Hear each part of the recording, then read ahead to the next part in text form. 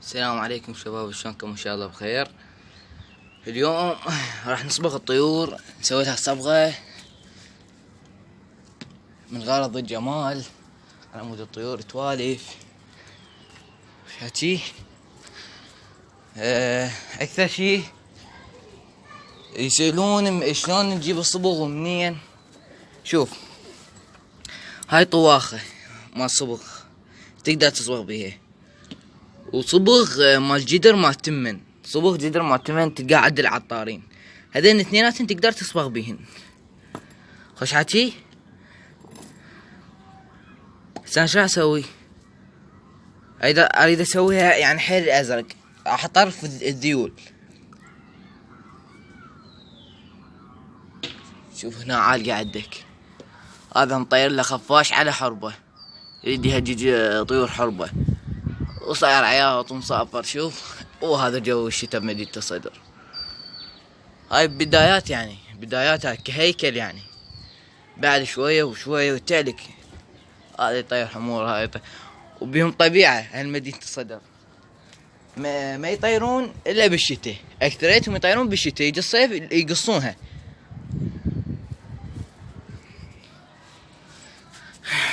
هسه انا اذا اطوخها حيل اسويها زرقاء، عم يبين اللون، ويا فرغت بعد خلها ذبها كلها.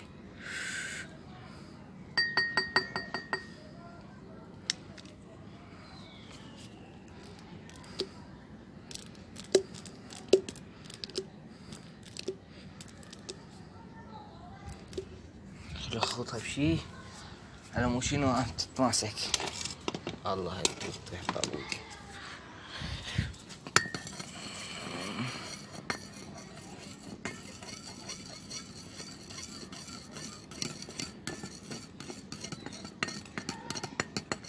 هسه نجيب طير ونصبغه. شوف شلون صار ازرق حيل.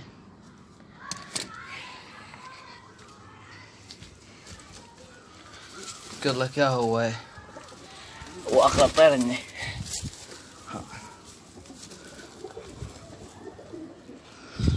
شوف شو اسوي، اغطي الطرف مال الدير مالتي. شوف هاي يا طيوري راح يصير بيها صبغة، انا مو شني عم يعرفوها. اها، شوف اللون شلون صار مطوخ، طوخته حيل. انا خاف بس لا ما يكفي. يلا هسه هذا الاول، هذا الاول.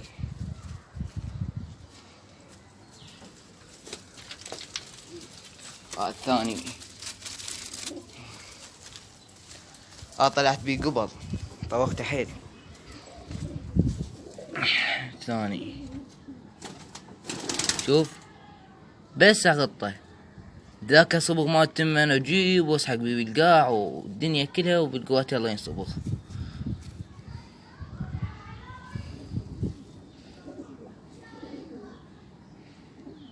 شو والله فوق ما قاعد يسيطر على الطير. يلا الطير اخير غطه ونطلعها. هاي الثاني، الثالث. البطل مالنا اليوم وصل. ذاك وينه؟ هذاك اليوم وصل وقصيته. هذا الطير منسول.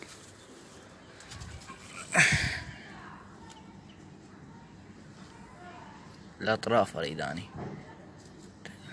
شوف كلش سهلة، طريقة حلوة، ومن يطير الطير تعطيه جمال. نكمل الطيور ونقول لكم شنو فائدة الصبغة.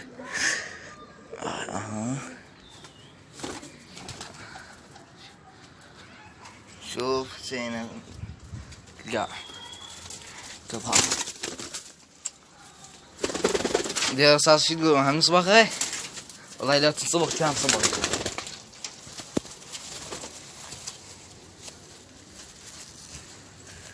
اي هاي الطواخة قد سعرها 1000 دينار،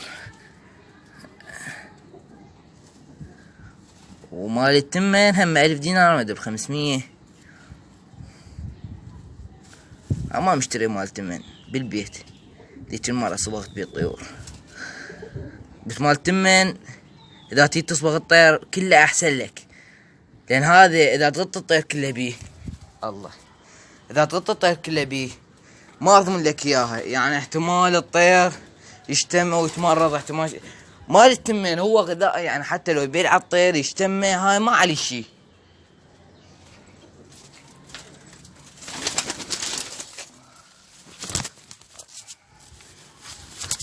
خرب الجواد تصبر.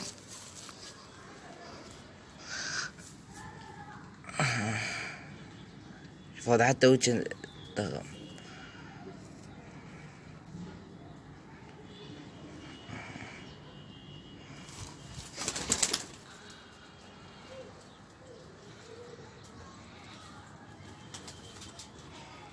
سنة كلهم طلع هسه، حتى لو اريد اصبغه ما اقدر. طب وبهين قضينا كم طير هم صبغه. هذه والله قد الفيديو صار وقتي 6 دقائق. نسوي 15 ونقطعه.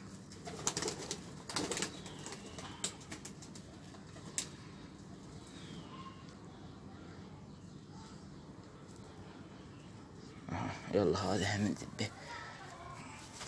خرب القوات ايش بيجي الحين.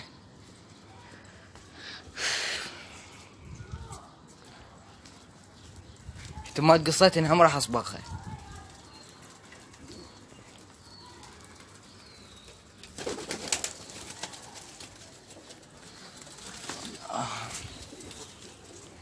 عال قاعد ادك هنا. تمنيت هسه طيور يطير وياها.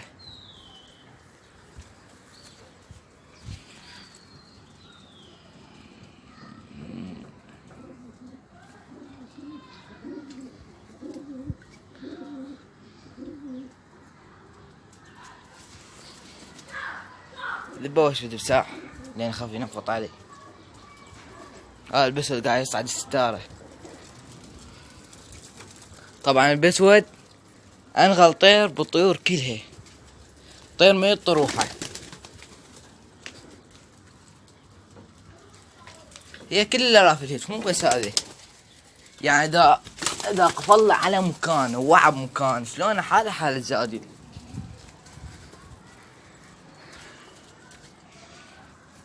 حتى لو ما يقدر يوصل لاهله بس يبقى بباله اهله.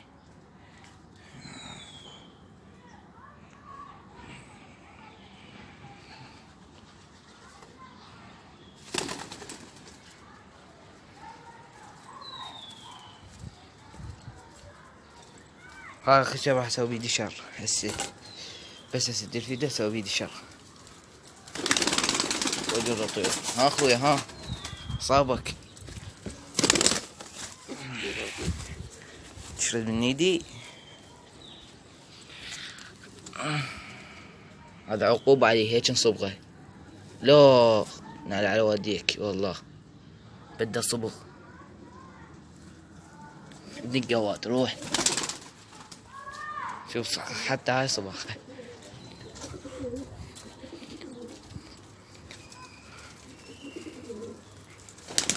زين السطح زين. البصراوي الابيض البطن مالتنا نباع ووصل. احلى شي بالطير من تبيعه ويوصل لك.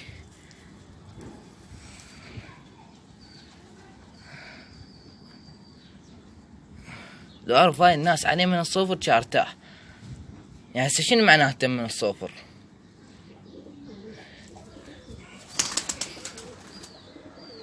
لو بيع الله صوتهم لهنا واصل. يعني شوف هسه جيران صاير.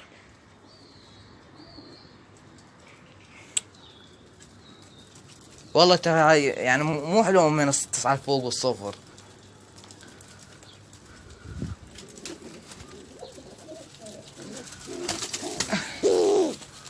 طيب وهفي بعد على اليمن. هاي الصفير والدنيا هي بس العلاقة السوداء كافة عليهن. شو صار حيل يعني ثخين.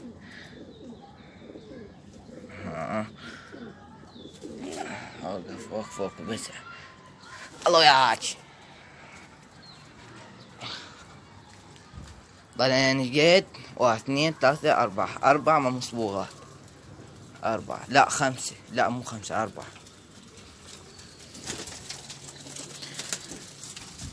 تعال حجي. اثول طير بطيوري كلها هو هذا في الدغم، وخاصة لمن يصير عنده زق. لمن يصير عنده زق ما يعرف يموت يبقى عايش، اهم شي ياكل ويجيب الجهالة. ساعة ينزل على هذول طبعا جيراننا عندهم زينة، ينزل عندهم كان ينزل على هذاك ابو زواج الحمر، وين ما كان ينزل بس يصير عنده زق. هسه سويت اني فرقته بعد لا زق ولا دنيا.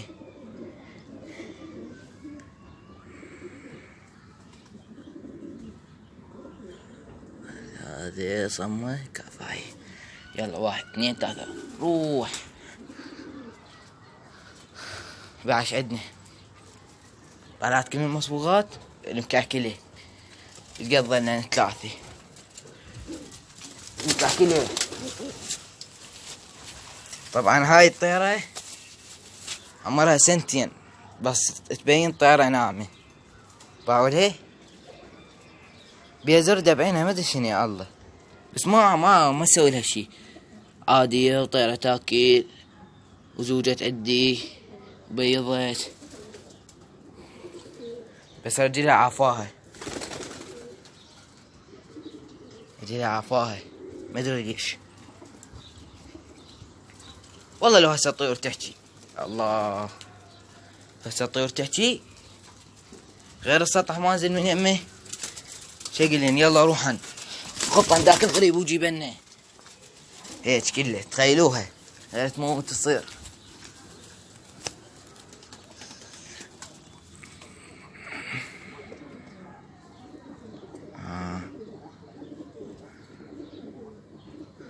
بلانا بس واحد مو بس واحد. يا صاب اخويه صابت خيه صار كان اسود كم طوخ. باش عندنا خلصنا لو ما خلصنا. ايوه الله اذا وين طابات النوب. تعال يا عمي لا طبك البزونه سترا علينا رحمه الوالديتين الله يستر عليكن سترا علينا.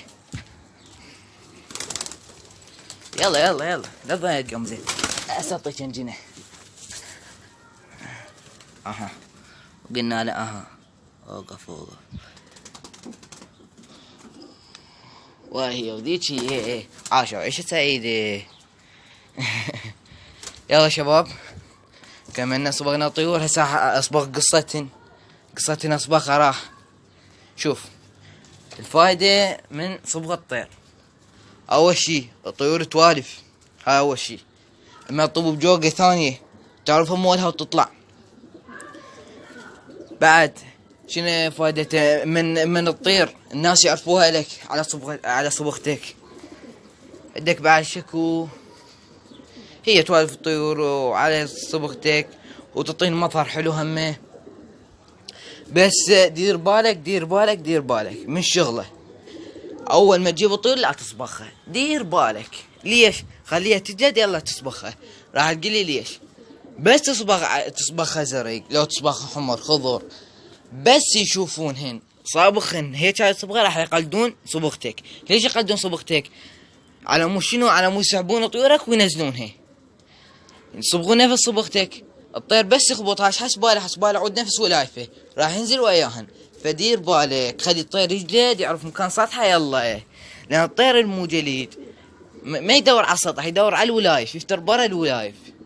خوش حاجة شباب. ايه هسه راح اسد الفيديو، بس قبل ما اسد الفيديو اريد اقول لكم شغله. اكو فقره جديده راح تنزل بقناتي. احتمال اول فقره هاي اوله.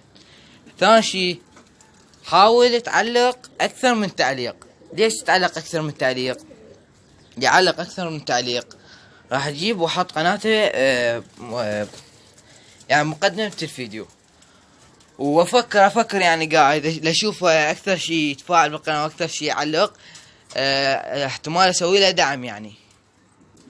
هو ما يسمى دعم يعني، بس انشر قناته اقول لهم يشتركون بي.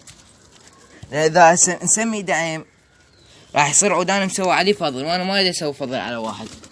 يعني شنو انا راح اقدم للمشتركين لو انتم راح ترحوا ليه. شوف هاي قاب بعد هاي مشيولة حالة ومفتورة.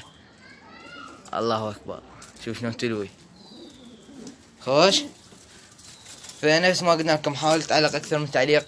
البعض حكت على شغله همه، قلت لكم علقوا اكثر من تعليق، رحت نزلت لي فيديوهات، واحد يكتب لي 100 و100، واحد اشعاع، واحد ما ادري شنو، واحد يكتب حروف، واحد ارقام.